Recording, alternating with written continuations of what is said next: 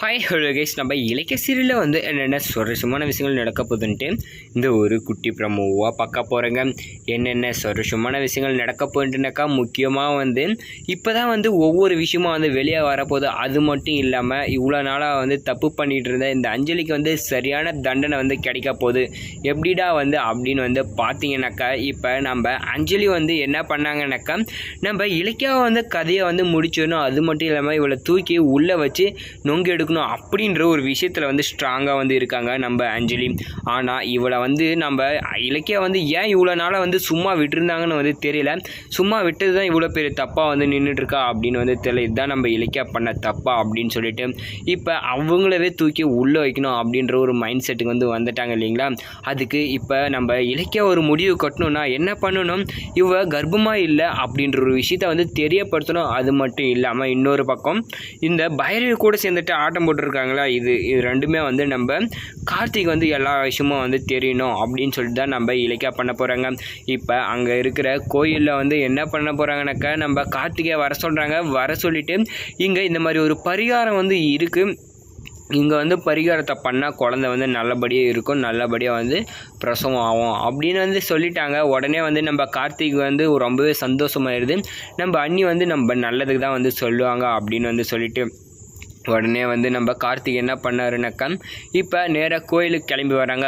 கோயிலுக்கு கிளம்பி வந்ததுமே வந்து போயிட்டு அந்த சாமியாரை வந்து பார்க்குறாங்க. பார்த்ததுக்கு அந்த சாமியார் வந்து சொல்கிறாரு, இந்த மாதிரி வந்து நீங்கள் என்ன பண்ணுங்கள், இதை எடுத்துகிட்டு போயிட்டு உங்கள் மனைவி வயிற்றில் வந்து தடவி விடுங்க அப்படின்ற விஷயத்த வந்து சொல்கிறாங்க. சொன்னதும் என்ன ஆகுது, அந்த ஒரு இடத்துல வந்து நம்ம கார்த்திக்கு ரொம்ப சந்தோஷமாயிருது. இதை வந்து எப்படியாவது எடுத்துகிட்டு போய் கொடுத்து நம்ம குழந்தைய வந்து நல்லபடியாக பார்த்துக்கணும் அப்படின்ற ஒரு மைண்ட் செட்டில் வந்து வந்தார். இதை எடுத்துகிட்டு வந்து கொடுத்துட்டு நம்ம அஞ்சலிகளை இதை வந்து நான் உனக்கு தடவி விடவா அப்படின்னு சொல்லிட்டு வந்து கேட்க, இல்லவே முடியாது அப்படின்னு சொல்லி வந்து என்னாச்சு, நம்ம அஞ்சலி வந்து அங்கே ஒரு கட்டாயமாக வந்து பண்ணினாங்க. ஆனால் வந்து நம்ம கார்த்திக் வந்து என்ன பண்ணார், இல்லை நீ வந்து இதை போட்டு தான் ஆகணும், எனக்கு வந்து தெரியணும் அப்படின்னு வந்து சொல்லிட்டு பண்ணுறாங்க. ஆனால் நம்ம அஞ்சலி வந்து முடியாதுன்னு சொல்லி வாக்குவாதம் பண்ணிகிட்ருக்காங்க. அந்த ஒரு நேரத்தில் தான் வந்து நம்ம ஜானு வந்து மாஸ் என்ட்ரி கொடுக்குறாங்க. என்ன நடக்குதுங்க, எதுக்கு இப்போ இதுன்னுட்ருக்கீங்க, இந்த பாலை குடிமா ஃபஸ்ட்டு அப்படின்னு சொல்லிட்டு வந்து கொடுக்க, உடனே வந்து இதை வந்து அவங்க வயிற்றில் தடவணும் அப்படின்னு சொல்லிட்டு நம்ம கார்த்திக் சொல்கிறாங்க. உடனே வந்து அங்கே தடவைனா குழந்தை இருக்கா இல்லையான்ற விஷயத்த வந்து நம்ம ஜானு கண்டுபிடிச்சிருவாங்க சொல்லிட்டு இந்த அஞ்சலி வந்து அதுக்கு வந்துட்டு இடமே கொடுக்குறதே கிடையாது. உடனே வந்து நம்ம கார்த்திக் என்ன பண்ணாருனாக்கா, கொஞ்ச நேரம் சொல்லி பார்த்தாரு. அதுக்கப்புறம் வந்து அவரே வாண்டடாக பண்ண ஆரம்பிக்க அப்போ தான் வந்து விஷயம் தெரியுது அவங்க வந்து கர்ப்பமாக இல்லைன்ற ஒரு விஷயம். உடனே நம்ம கார்த்திக் என்ன பண்ணுறாருனாக்கா, நீ எல்லாம் என் பொண்டாட்டியே கிடையாது, போடி வெளி அப்படின்னு சொல்லி அடித்து தரன்னு இழுத்துட்டு வர ஆரம்பிச்சிட்டாரு.